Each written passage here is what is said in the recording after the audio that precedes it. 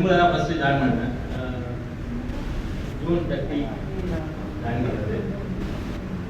Gym எதுக்கு நம்ம fitness பண்ணணும். ஆக்சுவலாக எனக்கு வந்து நீ டயர் ஆகிடுது, இன்னும் அப்படி தான் ஆகிடுச்சு. ஸோ ஆப்ரேட் பண்ணணும்னு சொன்னாங்க.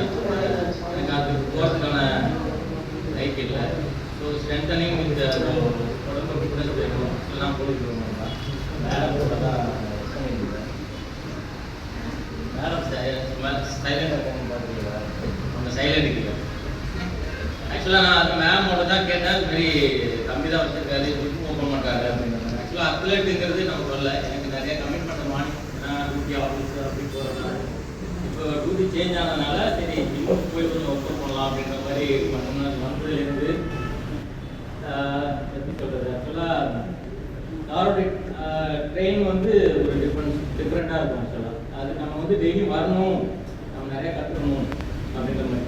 இப்போ நம்ம எவ்வளோக்கு எவ்வளோ இன்வால்மெண்ட்டாக பண்ணுறோமோ அது அவ்வளோக்கு எவ்வளோ அவங்க இன்னும் நம்ம அவர் இன்னும் நிறைய சொல்லி தருவாங்க அப்படின்ற மாதிரி தான் எனக்கு தோணுச்சு. ஸோ நீங்கள் எவ்வளோக்கு எவ்வளோ நீங்கள் சாரோட அட்டாச்மெண்ட் ஆகிறீங்களோ அவ்வளோக்கு எவ்வளோ நீங்கள் மேலே மேலே எக்கனாமிக்ஸ் போகலாம், நிறைய அச்சீவ்மெண்ட் பண்ணலாம் அப்படின்ற மாதிரி தான் இருக்கும்.